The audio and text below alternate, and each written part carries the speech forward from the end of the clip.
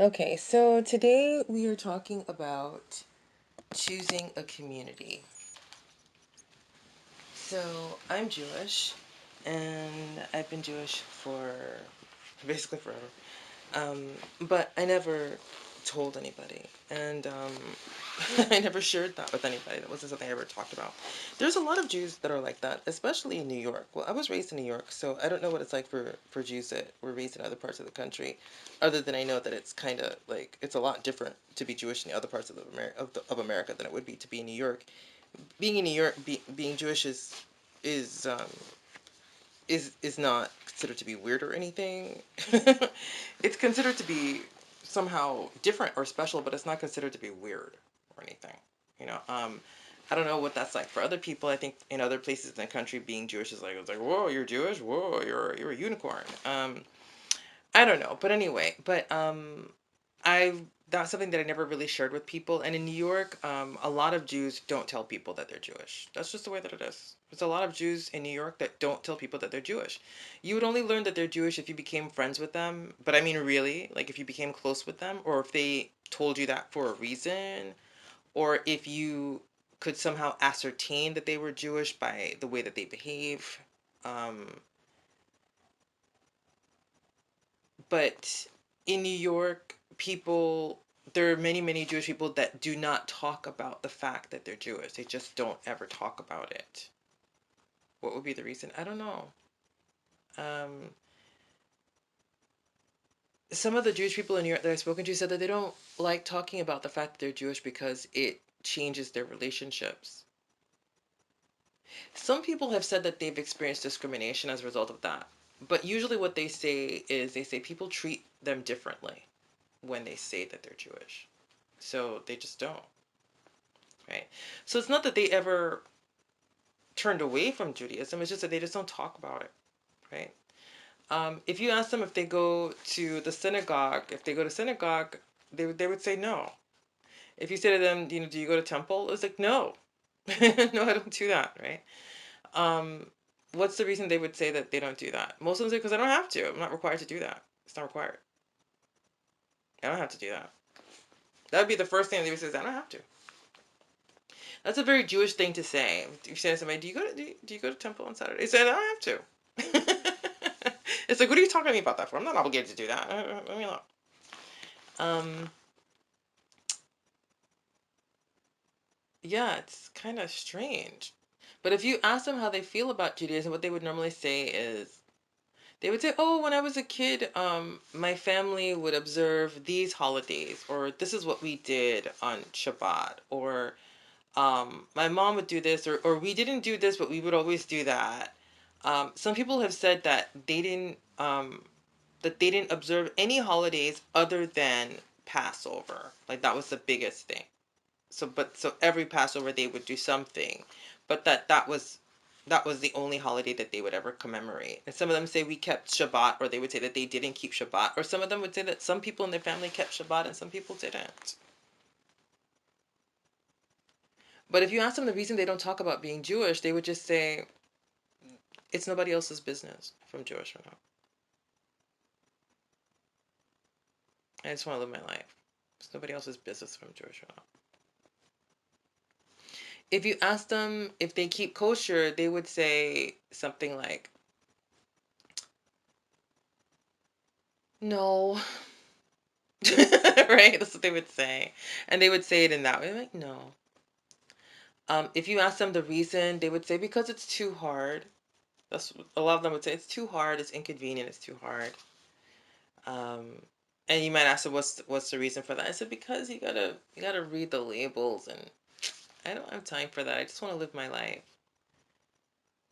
If you ask them something like, "Do you think that's important? Do you think God cares about that?" They would say, "Where's God? Have you spoken to him recently?" So I don't think God cares about that. If you ask him, well, why don't you think that God cares about this? Because he hasn't been around, has he? And then he would start getting to the real crux of it. I said, what do you mean God hasn't been around? What do you mean by that?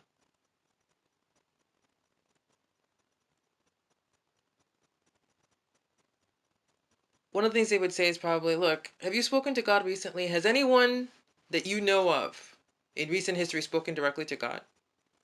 Have you spoken to him recently? Can you say that you've spoken to him? That's one thing that they would say. Or the other thing they would say is, what are you talking about? Could God be around if the Holocaust happened? You remember that? Is it possible that he could be around? And then you would ask them and say, do you not believe in God? Is that what you're saying? So I'm not saying that I don't believe in God. What I'm saying is that has he been around? Obviously, if the Holocaust happened and he didn't intervene, obviously he's not around. So I wouldn't say that he doesn't exist. I would say that he's not around. So does it matter if I keep kosher or not?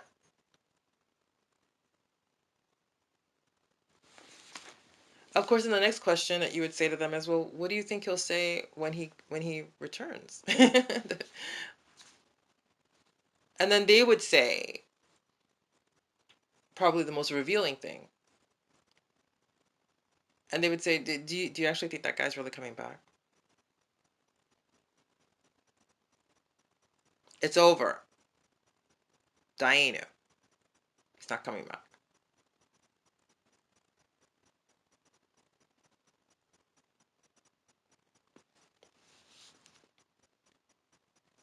Basically, the way that many Jews perceive God, whether they know it or not, I believe from my observation and from the people that I've spoken to during the many years of my life, is that the way that people perceive God is that God is like someone who puts money in a beggar's begging bag. It's just a person walking along the road. There's a beggar sitting on the street with a begging bag, and some person that comes walking along puts some money in the begging bag and they just keep walking. You may never see that person again. But is the money helpful to you? Yes, it is. But that doesn't mean that person would ever come back.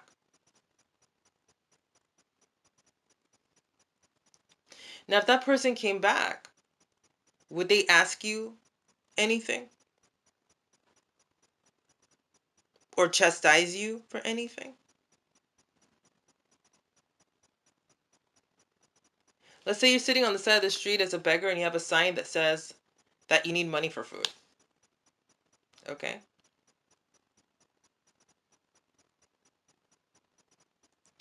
And some person comes walking along, sees your sign, and puts some money in your bag.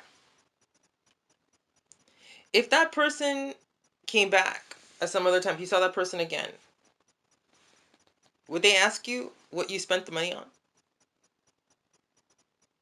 And if they ask you that, what would you say? So let's say that you have a sign that says, I need money for food. They put the money in your begging bag.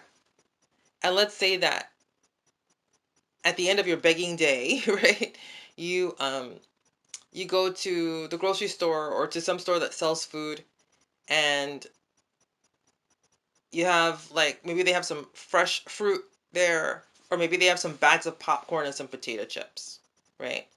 Maybe you have some nuts and different kinds of things, gum, candy, whatever. Let's say that you choose to buy the bag of popcorn, and that's what you buy with the money they gave you. Okay. If you ever see that person again, will they ask you what you spent the money on? If they ask you that, would you tell them what you spent the money on? Would you remember that they were the ones that gave the money to you? But let's say that you do. Let's say the person was particularly remarkable. Let's say the person was wearing a t-shirt that says, I'm God. Okay? And let's say the person arrives and they're wearing the same t-shirt and it's obviously the same person. And the person's like, hi. And you're like, hey, it's you. Hey, how you been? I've been all right. Is it all when I walked by here before, I put some money in your bag for your sign, and let's say you both laugh. That's funny. Right? It said, so you said you needed some food. So did you get some food? I said, yeah, I did. I bought some food, yeah. And they're like, well, what'd you get? And so I got some popcorn. I said, oh, you got some popcorn. Okay, would they say what kind of popcorn? Would they say, how come you didn't get the fresh fruit instead? No, probably what the conversation would be if they cared enough to ask that question, or if they were witty enough to say it in a funny way. So what'd you buy? So what'd you buy with the money I gave you? So I bought some popcorn actually. I said, oh, good, that's good. That's great. Well, here's some more money whenever I'm around. If you told that same person that you bought a bunch of candy, would they chastise you? Probably not. It'd probably be the same conversation. They say, well, that's good. I'm glad. Enjoy it. Well, here's some more money. And get some more candy if that's what you want. Whenever I'm around, I'm trying to help you out. Okay.